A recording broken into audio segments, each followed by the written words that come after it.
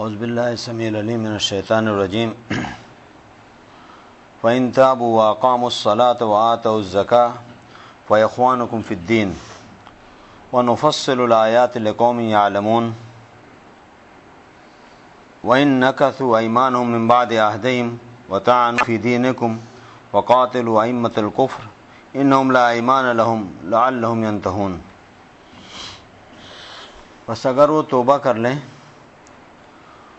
اور نماز قائم کریں اور زکوٰۃ دیں تو وہ تمہارے بھائی ہیں دین میں، اور ہم ان لوگوں کے لیے آیتوں کو تفصیل سے بیان کرتے ہیں جو جانتے ہیں، اور اگر یہ اپنے عہد کے بعد اپنی قسموں کو توڑ دیں اور تمہارے دین میں طعن و تشنیع کریں، برا بھلا کہیں، فقاتلوا ائمۃ الکفر، تو کفر کے پیشواؤں سے، کفر کے سرداروں سے، کفر کے اماموں سے تم جنگ کرو۔ انہم لا ایمان لہم، بے شک یہ لوگ ایسے ہیں کہ ان کی کوئی قسمیں نہیں ہیں، لعلہم ینتہون، تاکہ یہ باز آ جائیں۔ اس کا تعلق بھی پچھلی آیت سے ہے جس میں کہا گیا تھا کہ ان مشرکین اور یہود و نصارہ جو اپنے عہد و پیمان پہ باقی نہیں رہتے ہیں، ان سے اللہ تعالیٰ اور اس کے رسول ان کے تمام عہدوں سے بری ہیں اور ان سے جنگ کرنے کا اعلان کیا گیا تھا۔ لیکن یہ کہ اگر وہ توبہ کر لیں، یعنی ایمان لے آئیں، اور صرف ایمان لانا ہی کافی نہیں ہے بلکہ ایمان لانے کے بعد ایمان کے جو متقاضی چیزیں ہیں اس پر عمل کریں، یعنی نماز کو قائم کریں، زکوٰۃ دیں، اور اسی طریقے سے بقیہ ارکان کو بھی ادا کریں، تب تو یہ تمہارے دینی بھائی ہیں۔ اور اسی طریقے سے ہم آیات کو تفصیل سے ان لوگوں کے لیے بیان کرتے ہیں جو جانتے ہیں۔ یعنی اس سے یہ چیز سمجھ میں آتی ہے کہ تین چیزیں اسلامی بھائی چارگی کے لیے ہونا ضروری ہے۔ ایک تو یہ کہ آدمی کلمہ توحید کا اقرار کرے، اور اس کلمہ توحید کے اقرار کے بعد نماز اور زکوٰۃ کا ادا کرنا ضروری ہے۔ کوئی آدمی نماز نہیں پڑھے اور وہ کہے کہ میں تمہارا اسلامی بھائی ہوں، تو اس کا یہ دعویٰ بلا عمل ہے۔ اسی طریقے سے کوئی آدمی زکوٰۃ نہیں دے اور وہ اپنے مسلمان ہونے کا دعویٰ کرے تو یہ بھی غلط ہے، جیسا کہ حضرت ابوبکر رضی اللہ عنہ نے تو اعلان کیا تھا، کل آپ کو حدیث پڑھ کے سنائی گئی تھی کہ میں ان لوگوں سے جہاد کروں گا۔ کچھ صحابہ نے کہا تھا کہ آپ ان سے جہاد کریں گے جو کلمہ شہادت کا اقرار کرتے ہیں؟ تو حضرت ابوبکر رضی اللہ عنہ نے کہا تھا کہ ہاں۔ لہذا اس بات سمجھ میں آئی کہ جو دین کے ارکان ہیں اس پر عمل کرنا کلمہ توحید کے بعد انتہائی ضروری ہے، ورنہ آدمی اپنے ایمان کے دعوے میں سچا نہیں ہے۔ جیسا کہ حضرت عبداللہ بن عمر رضی اللہ عنہ بیان کرتے ہیں کہ رسول اللہ صلی اللہ علیہ وسلم نے فرمایا کہ مجھے حکم دیا گیا ہے کہ میں ان لوگوں سے لڑوں یہاں تک کہ وہ اس بات کی گواہی دیں کہ اللہ کے علاوہ کوئی عبادت کے لائق نہیں ہے اور محمد صلی اللہ علیہ وسلم اللہ کے رسول ہیں، پھر اس کے بعد یہ نماز کو قائم کریں اور زکوٰۃ ادا کریں۔ اور اگر جب انہوں نے ایسا کیا تو انہوں نے مجھ سے اپنی جانوں کو اور اپنی مالوں کو محفوظ کر لیا، سوائے اسلام کے حق میں۔ اگر وہ دل سے ایمان نہیں لاتے تو ان کا حساب اللہ کے ذمہ ہوگا۔ اسی باب کے تحت دوسری حدیث حضرت مقداد ابن اسود رضی اللہ عنہ بیان کرتے ہیں کہ میں نے کہا اللہ کے رسول، اس سلسلے میں آپ کیا فرماتے ہیں کہ اگر کسی کافر سے میرا مقابلہ ہو اور وہ مجھ سے لڑے اور تلوار مار کر میرا ایک ہاتھ کاٹ دے، پھر جب میں اسے قتل کرنے کے لیے جھکوں تو وہ لا الہ الا اللہ پڑھے اور کہے کہ میں اسلام لایا اور میری زد سے بچنے کے لیے ایک درخت کے نیچے پناہ لے لے، تو اے اللہ کے رسول کیا میں اسے یہ کہنے کے بعد بھی قتل کروں؟ رسول اللہ صلی اللہ علیہ وسلم نے فرمایا اسے قتل نہیں کرو۔ میں نے کہا اے اللہ کے رسول، اس نے تو میرا ہاتھ کاٹ دیا ہے اور کاٹنے کے بعد یہ بات کہی تو کیا اس صورت میں اسے قتل نہیں کروں؟ رسول اللہ صلی اللہ علیہ وسلم نے فرمایا نہیں، قتل نہیں کرنا، ورنہ وہ اس درجے پر پہنچ جائے گا جس درجے پر تم اسے قتل کرنے سے پہلے تھے، اور تم اس درجے پر پہنچ جاؤ گے جس درجے پر یہ بات کہنے سے پہلے وہ تھا، یعنی وہ مومن ہو جائے گا اور تم کافر ہو جاؤ گے۔ اس حدیث کو امام مسلم نے کتاب الایمان میں نقل کیا ہے۔ وَإِن نَكَثُوا أَيْمَانَهُم مِّن بَعْدِ عَهْدِهِمْ، اور اگر وہ اپنے عہد کے بعد، یعنی مسلمانوں سے انہوں نے معاہدہ تو کر لیا کہ ٹھیک ہے ہم اسلام لائیں گے اور اپنے تم سے جنگ و قتال نہیں کریں گے، پھر اپنے عہد کو توڑ دیا، اور صرف عہد کو توڑ ہی نہیں دیا، تمہارے دین میں طعن و تشنیع کرنے لگے، برا بھلا کہنے لگے، تو ایسے لوگ کفر کے سردار ہیں، ان لوگوں سے جنگ کرنا ضروری ہے۔ ایسے لوگوں کی کوئی قسم اور ان کا کوئی عہد نہیں ہوتا ہے، جنگ ان سے اس لیے کریں تاکہ وہ اپنے اس قسم کے برے اعمال سے باز آ جائیں۔ اللہ تعالیٰ سے دعا ہے کہ اللہ تعالیٰ ہمیں پکا سچا مومن بنائے اور ہمیں اس قسم کے کفار سے محفوظ فرمائے، آمین یا رب العالمین۔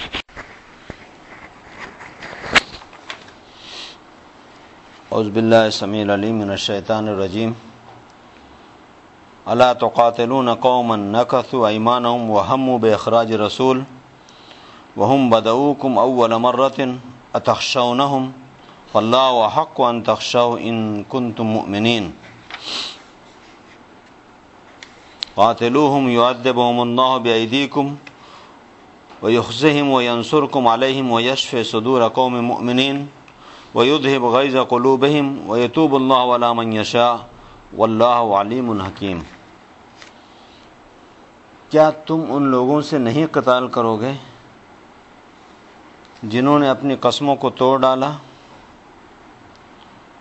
اور رسول کو نکالنے کا ارادہ کر لیا،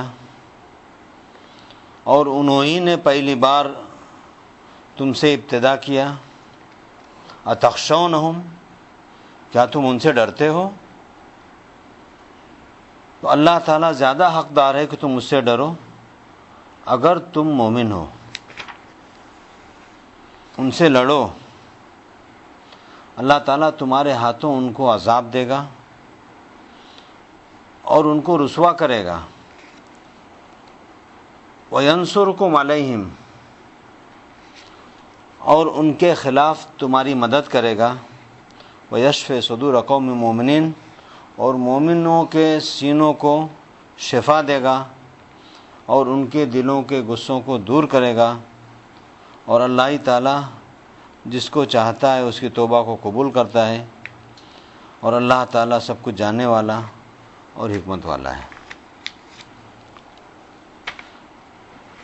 ان آیتوں میں بھی اللہ تعالیٰ مسلمانوں کو ان لوگوں سے قتال پر، جنگ کرنے پر ابھار رہے ہیں جن کے بارے میں اللہ تعالیٰ نے کہا تھا کہ اب ان سے اللہ اور اس کے رسول کا کوئی معاہدہ باقی نہیں بچا ہے، انہوں نے کوئی کسر نہیں چھوڑا ہے مسلمانوں کو حیران اور پریشان کرنے کی، اور نہ ہی کسی معاہدے کا اور کسی عہد و پیمان کا یہ کسی قسم کا کوئی خیال کرتے ہیں۔ غزوہ بدر کے موقع پر بھی انہوں نے خود ہی پہل کیا تھا، اس کے بعد غزوہ احد کے موقع پر یہ خود ہی چڑھ کے آئے تھے، تو ہر طریقے سے انہوں نے مسلمانوں کو پریشان کیا۔ صلح حدیبیہ کے موقع پر انہوں نے خود بدعہدی کیا، لہذا اللہ تعالیٰ حکم دے رہے مسلمانوں کو کہ تم ایسے لوگوں سے جو مسلسل بدعہدی کر رہے ہیں، ان مشرکین مکہ سے اور ان یہود سے تم جنگ کرو تاکہ جزیرہ عربیہ سے ان کو خالی کیا جائے۔ اس سلسلے میں ایک لمبی حدیث ہے جو فتح مکہ کے بعد، فتح مکہ کے وقت جو واقعہ پیش آیا تھا، حضرت عروہ بن زبیر رضی اللہ عنہ بیان کرتے ہیں کہ رسول اللہ صلی اللہ علیہ وسلم جب فتح مکہ کے لیے روانہ ہوئے تو قریش کو ان کی روانگی کا علم ہو گیا تھا، چنانچہ ابو سفیان ابن حرب اپنے ساتھی حکم بن حزام اور بدیل بن ورقہ کے ہمراہ مکے سے باہر نکلے۔ یہ لوگ رسول اللہ صلی اللہ علیہ وسلم کے بارے میں معلومات حاصل کرنے کے لیے نکلے تھے۔ چلتے چلتے مکے سے تھوڑی دور پر مر الزہران نام کی ایک جگہ ہے، وہاں پہ یہ پہنچے۔ وہاں یہ کیا دیکھتے ہیں کہ سامنے ہر طرف آگ جل رہی ہے۔ یہ آگ کے علاوہ ایسے ہی تھے جیسے کہ عرفہ کے میدان میں جلتے تھے۔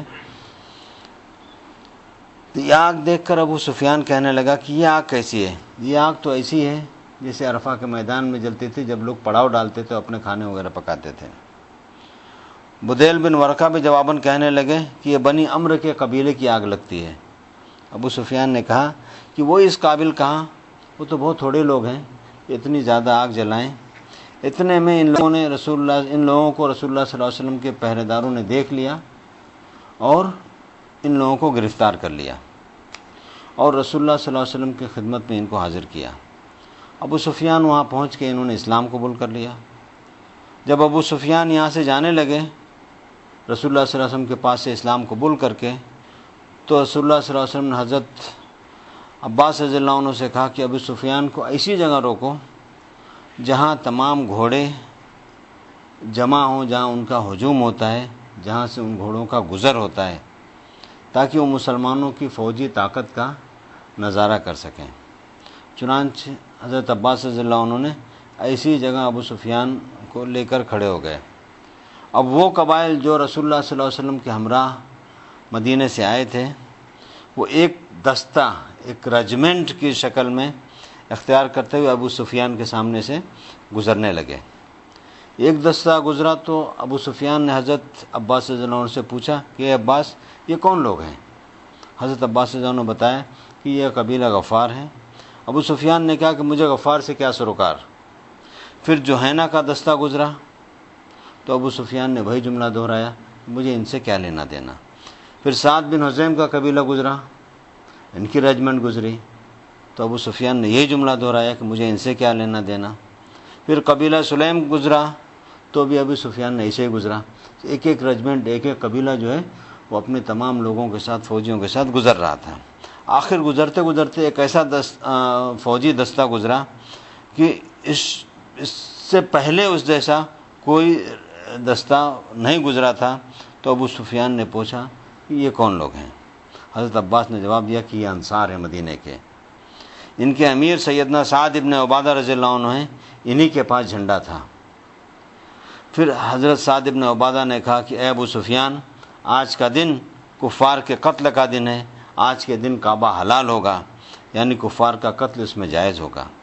یہ سن کر ابو سفیان رضی اللہ عنہ نے کہا کہ اے عباس، یہ تو قریش کی تباہی اور بربادی کا دن ہے۔